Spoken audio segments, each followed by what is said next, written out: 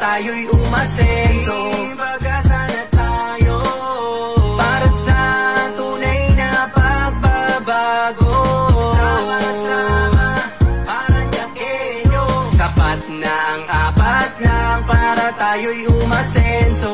Kanilang tututukan ng kalusugan at mabigyan ng magandang oportunidad ang mga Paranyakenyo. At dito sa ating komunidad, mas lalo papaitingin pa ang kapayapaan. Yo, kanilang papaunlarin ng edukasyon upang mabigyan ng magandang kinabukasan ng mga kabataang mag-aaral na may pangarap sa buhay na makatapos ng kanilang pag-aaral. Ito na ang simula na pag-unlad ng ating syudad, kaya dito na tayo sa Team Pag-asa. Councilor Des Diasis, Councilor Pinky Pabis, at muling magbabalik serbisyo Vice Mayor Benjo Bernabe, at ang tunay na pag-asa ng mga Paranyakenyo, Congressman Brian Yamsuan.